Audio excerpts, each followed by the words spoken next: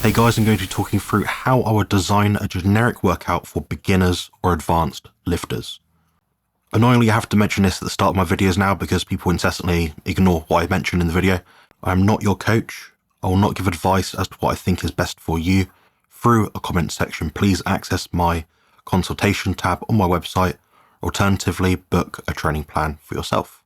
So for me, the key to any workout program is for the individual to get the correct technique above all. That's whilst also being safe, and I think they have some quite strong overlap. Now, all the stuff I mentioned in these videos is absolutely useless to you if your form is crap. And I must admit, most people's form is crap. If you're doing bounce reps, your feet are wobbling up and down like this when you're doing it, you can't keep your feet on the ground, you're not doing a proper technique, you're not doing exactly what you need to be doing to ensure safety and maximum progression in the gym. Now, you have to attack each session with intent, focusing on tracking your performance metrics whilst using standardized form. So you should never go to a session feeling dehydrated, or if you experience abnormal pain, that's not right. I wouldn't start a gym session like that. I suggest that most workout sessions, depending on how you feel when you go into it, start with perhaps a 5 to 10 minute warm up. Now, ideally, this is a brisk walk outside or a little bike ride, something like that. That's a good way to get your core temperature up, so therefore you're less likely to get injured when you start the workout. This will in turn stimulate a natural cortisol response, which will actually make you feel better and more alert when it comes to training. So you won't be walking the gym thinking, I wish I had another cup of coffee. That just won't happen. You'll feel a lot more alert because of it. So a beginner's workout might look like this, and I believe this is probably the best template for most people.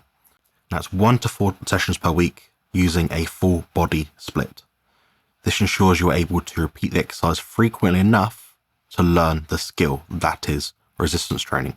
Remember, it's a skill that has to be learned. You can't just go into the gym and move the weight using the machines. It doesn't work like that, unfortunately. And no one has ever stepped in the gym with perfect technique the first time.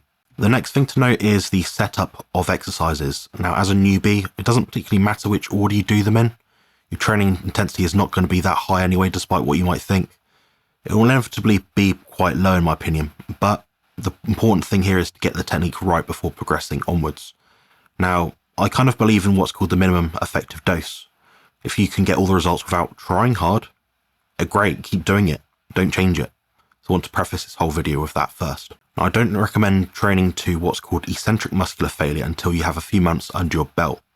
So therefore, you have the confidence and ability to work the target muscle groups effectively and carefully before then.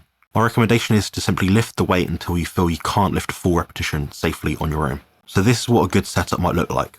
A shoulder press machine, chest press machine, cable tricep extension, underhand lat pull down, chest supported row, bicep curl machine, seated leg curls, seated leg press, then seated calf press. Why have I not included free weights in this? Because machines are an evolutionary upgrade of free weights. It makes sense. Why else would we have them? They're also much safer and better for bodybuilding purposes, in my opinion, and also the opinion of perhaps hundreds of thousands of bodybuilders around the world, and pretty much every top elite IFBB professional bodybuilder in the world right now. Now, with that list being said, you can do this in a giant set where you perform 1 set of each exercise in a circuit, or you can do 2 sets of each in the order that I mentioned. So if you did this workout 4 times per week, which is not something I'd probably start with, but it works out to be about 72 sets each week in total.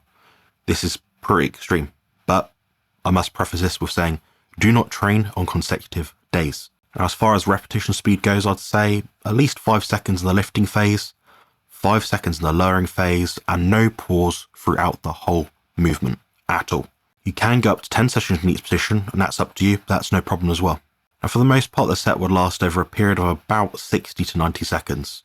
I think that gives you the best bang for your buck in terms of developing strength and muscular hypertrophy. Rest periods can last anywhere from 1 minute to 3 minutes. Remember, this is bodybuilding, this is not sprint training. There's no need to do things really fast over and over again.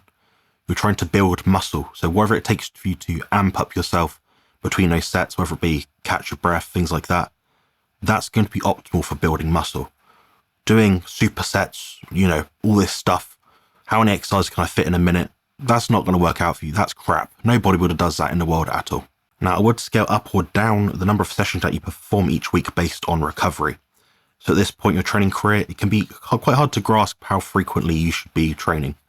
My point is to suggest looking at previous metrics, so the weights lifted, the reps, the times tension, things like that, the control, and analyze if you have been getting stronger or not from week to week. If you're not getting stronger, look at recovery, look at diet, perhaps look at taking an extra few days off between sessions. That's completely fine.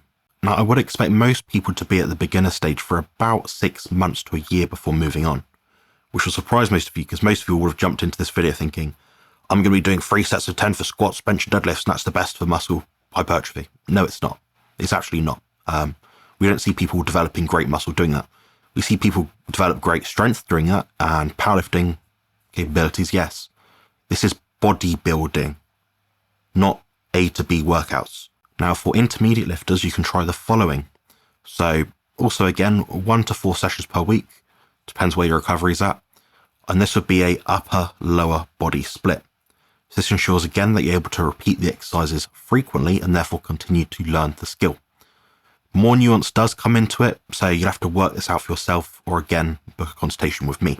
The next thing to note is the setup of exercises. But before we go into that, I'm going to say as an intermediate, I recommend training to isometric muscular failure. This is where you can no longer lift the weight or hold it in a fixed position in the middle of the movement. So getting back to the setup, it's going to look something like upper body on, say, Monday. That'll be a shoulder press machine, chest press machine, cable tricep extension, underhand lat pull down, chest supported row, and bicep curl machine. Again, interchangeable exercises, doesn't matter too much as long as they're solid movements that kind of replicate what I've just mentioned. Next, say Wednesday, give it a day off, a lower body.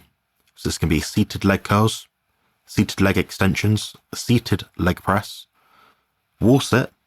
So this is an isometric contraction with a 90-degree knee bend, then a seated calf press. So this would obviously be performed in an upper body, lower body, upper body, lower body fashion.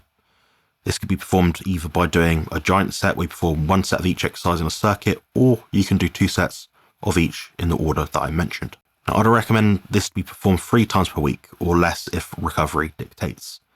It works out to be about 34 sets per week, so it's actually quite a lot less, which is a bit less extreme than the 72 sets in a beginner's workout.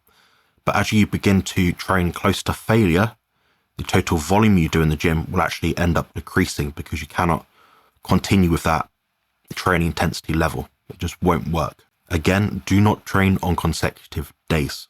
As far as repetition speed goes, the same as a beginner's workout, 5 up, 5 down, no pause in the movement at all. Again, you can go up to 10 seconds, no problem, that's fine. I'll just say on that last repetition, assuming you're training for isometric failure, that you actually hold that static position for as long as possible. So, for example, the chest press might look like 5 seconds up, 5 seconds down, 6, 7 reps in. Okay, you can no longer perform the rep. Say you're at 5 seconds and it's just still. You can't lock out that chest press. Okay, then hold it for 5 to 10 seconds. That'll be a surefire way to know that you've nailed that muscle group and given it that stimulus needed for the adaptive response. For the most part, again, 60 to 90 seconds. By this point, you've got a bit of a handle of what you can do with your body, how your joints feel.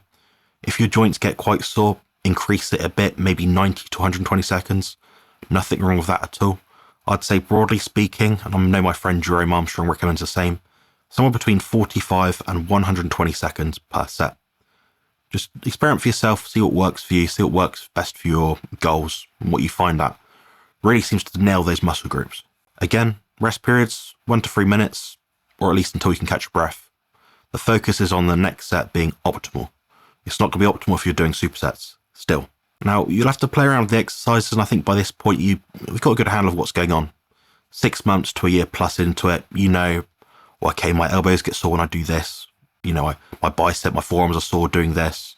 I can't grip this way, or, you'll find something for yourself which applies to you and how to work around it. Now, I'd probably say as you go into the next phase of your training split, your volume would again go down because you train even harder. So we have it, a beginners and advanced training program to get you started. This is just a guide. You don't have to do exactly this, but this is my recommendation for probably most starting up bodybuilders. I do have a very good advanced programming video, which I did actually link on my YouTube channel members page. So if you want to check that one out, it starts at about, $1 or so per month. Very affordable. You can access all my other videos for a very affordable rate.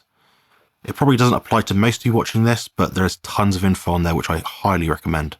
Otherwise, if you need more help with this, again, book a consultation or seek out a training plan which is fully customized to you, which I do offer. Thanks very much for watching.